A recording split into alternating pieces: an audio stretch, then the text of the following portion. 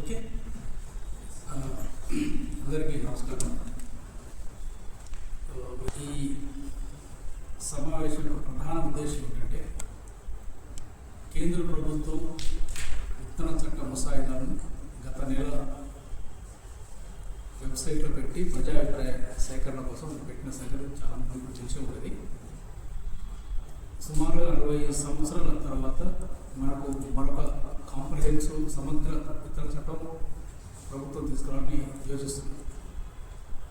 1946 చట్టమే ఈనాటికి కూడా అమలులో ఉన్నది.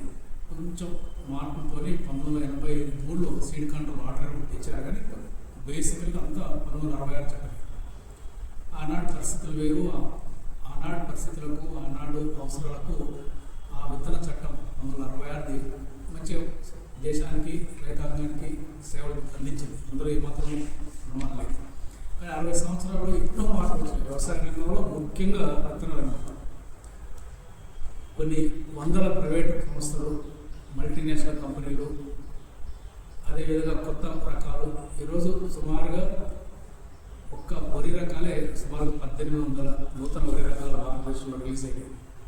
అన్ని పంట రకాలు కూడా దాదాపు 5000 పైగా గత 60 సంవత్సరాల్లో పంట రకాలు అంగడాలు కలిపి రిలీజ్ అయినాయి. అన్ని పంటలు కలిపి అవి ప్రైవేట్ సంస్థలు ఉన్నాయి, బట్ ఎక్కువ government institutions, ICR institutes, universities నుంచి కూడా రిలీజ్ అయినాయి. ఇవాళ సీడ్ రీప్లేస్మెంట్ రేటు ఒకప్పుడు 6% ఉండేది, ఈరోజు హైయెస్ట్ తెలంగాణలో 92% ఉన్నది. సో కాబట్టి ఈ పరిస్థితులకు అనుకూలంగా, ఈ పరిస్థితులకు వచ్చే అవసరాలు 1966 చట్టం తీర్చలేకపోతుంది. ఏదైనా రైతు పంట నష్టం జరిగినప్పుడు విత్తన స్పూరియస్ సీడ్స్, నకిలీ విత్తనాల వల్ల ఎలాంటి ప్రయోజనం ఆ రోజుల్లో కూడా లేదు. కాబట్టి రైతాంగం ఒక మంచి సమగ్ర